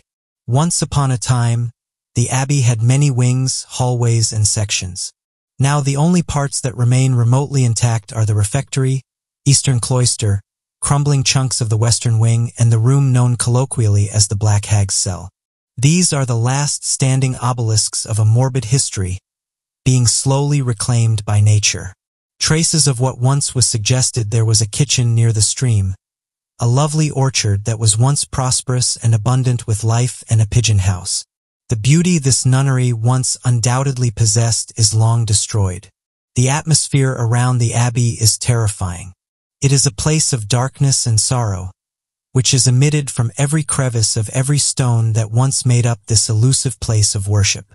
Ancient legends speak of the Black Hag, who inhabits this place, a horribly hideous woman who practiced the dark craft of demonic witchcraft within the church. The nearby village feared her greatly, and fears her still. Those who lived nearby were terrified of her presence, for she would curse and threaten those who dared try and oppose her. Rumors of black magic and her defiant, depraved lifestyle traveled through communities, securing her place as a folklore legend. The Black Hag, however, was a supposed member of a prestigious Fitzgerald family who resided at Chenid Castle. The abbey is a burial site, as many abbeys are. This only increases the apparent haunting factor of this cursed place. Interest in this abbey developed during the 18th and 19th centuries, with the rise in demand for the mysterious and macabre, beloved by the Victorians.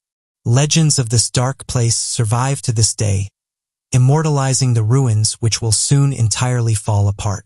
One myth explains the origin of the Black Hag. Before the nunnery was dissolved, there was a certain cold-hearted abbess who reached out to Satan, giving herself to him and becoming one of his witches. She practiced the dark arts in the church, damning the entire abbey out of selfish desire and evil intentions, causing the Pope himself to excommunicate and dissolve the nunnery. This story, unfortunately, was most likely created as propaganda to justify the dissolution of the abbey. Some scholars suggest that what happened was that a single nun remained in the abbey and that they called her Black Hag. A secondary myth speaks out of the Earl of Desmond and his beloved Countess. The Earl had a dreadful disagreement with one of his butlers, and as they were trying to leave the nunnery, the Countess was shot in the heart by a stray arrow, bringing her down. The Earl believed his wife to be lifeless and, in a frenzy, buried her underneath the church altar, abandoning the corpse of his wife. As it turned out, the Countess had survived only to find herself buried alive, screeching wildly for help and salvation that never arrived. Her screams are still said to carry through the haunted ruins of the abbey. The unknown terrifies us, and for centuries we have tried to explain what cannot be explained. We are not omnipresent nor omniscient. We can't understand what our minds cannot comprehend. The war between science and spirituality is one that will continue for decades to come. Perhaps the truth lies somewhere in the middle. The many ghost sightings at Ye Old Man and Scythe. Most hauntings, especially repeated sightings or spooky occurrences, revolve around a location with a history of loss of life, sickness, or a vengeful owner. Ye Old Man and Scythe in Bolton, England has a little bit of each of these qualifications, making it a prime candidate for the paranormal.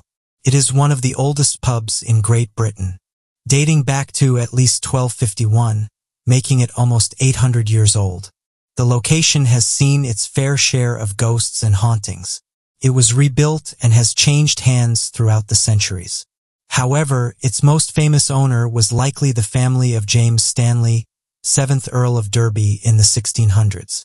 James Stanley was complicit in the Siege of Bolton, which resulted in more than 1,000 residents being slaughtered in what came to be known as the Bolton Massacre. Stanley fled the area but was captured 7 years later in the Battle of Worcester and was brought back to the still angry residents of Bolton and faced losing his life due to his crimes. He was allowed to stay in the prayer room of his family pub in the hours before his execution as he awaited his fate. He was beheaded just outside the pub in the market square on October 15, 1651, and it is said that he still haunts the cellar of Ye Old Man and Scythe. To this day, the chair that he supposedly sat in as he awaited his final moments is still inside the pub, adding to circulating rumors of Stanley's ghost haunting the premises. Although Stanley is the most famous ghost suspected of lingering on the premises, there is a long history of hauntings at the location.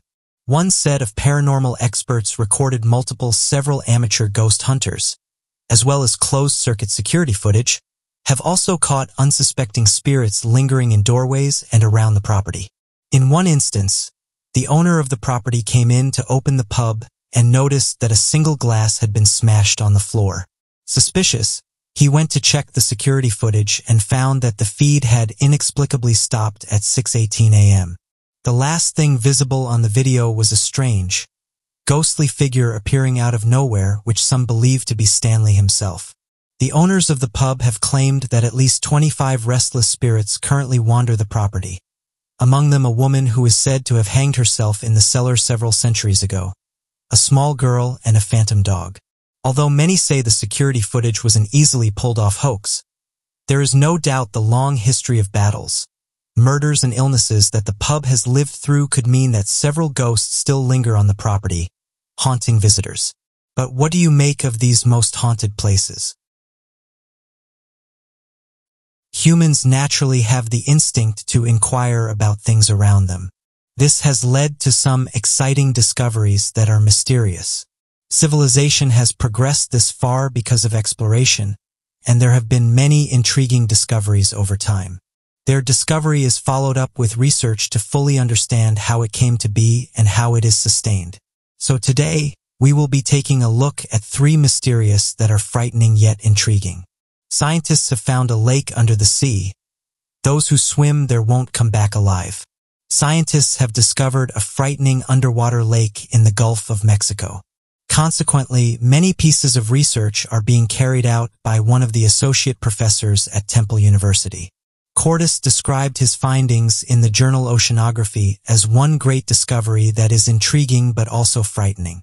Normally, you would not expect a lake be found under the water, because a lake is a large sea of water that is surrounded by land. It is dangerous because the lake water is saltier than the surrounding water, with researchers estimating that the lake water is more than 4 times saltier than the surrounding water. This makes it a toxic environment for life. It also contains some toxic gases like hydrogen sulfide and methane, and so, the water in the lake does not mix with the seawater in the surrounding area. This is the reason why people who accidentally or consciously swim to this area will never come back.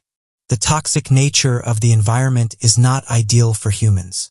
For instance, the salty water of the lake would cause your body to drastically shrink, plus the toxic gases would also drastically affect your body.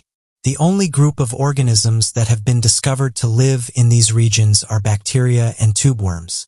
More research is to be carried out on this mysterious discovery, helping researchers to understand this unique environment. Scientists are now using this water lake as a research ground to further understand how living organisms like bacteria inhabit and adapt to regions like this successfully. Primeval Greenland Lake was found buried beneath a mile-thick slab of ice. The lake was said to have formed millions of years ago when northwest Greenland was ice-free. Considering the consistent rapid melting of Greenland, scientists believed that the discovered lake could be the clue to figuring out details about the Arctic's future. A group of researchers from Columbia University spearheaded by Guy Paxman described in a statement the clues that they have so far from this mysterious lake. He further said that more research is needed to be carried out to ascertain how it behaved in the past and what will happen to it in the future. This can also be unraveled by critical quantitative and qualitative analysis of the emerging lake. The lake was discovered with the help of data from instruments making use of radar technology for deep ice penetration. This emerging lake is situated in an area that is about 1.1 miles below the surface of the ice. While stretching across a vast area of land about 2,700 square miles, this is equivalent to the size of Rhode Island and Delaware combined. At its deepest point, the lake would have extended about 800 feet down. With the help of previous research, it was discovered that Greenland's ice had at one time retreated over the last million years or so. According to the Lumont Doherty Earth Observatory, it also theorized that there may have been ice-free stretches which date back to over 30 million years ago. Glowing waters of Kawa Ian Lake located on the Indonesian island of Java are waters that are so bright and blue that, at night, they tend to be the brightest glowing object across the landscape. The cause of the glowing waters of the lake is due to its location and formation. The lake sits atop an active volcano summit, and so is constantly being filled with sulfuric compounds that pour into the lake from the bubbling sulfuric gases coming up from the ground. In addition to these compounds are the adding of dissolved metals which turn the lake into a brilliant blue color, as well as filling the waters with beautiful citron-colored stones with billowing plumes of snow-white gases. Unfortunately, the mixture of these chemicals that creates this natural glow led to the lake having a pH of 0.5, which makes the lake dangerously acidic and similar to that of sulfuric acid. Even taking so much as a smell of the gases coming from the lake can be more than enough to cause acidic damage to the inside of your nasal cavities and lead to complications of the lungs. Despite this danger, tourists can still hike 3 hours to get to the location and see the beautiful glowing waters firsthand. Many tourists have even reported glowing gas columns at different hours of the night that will glow a bright blue as the sulfuric acid gases become heated and will all around the lake.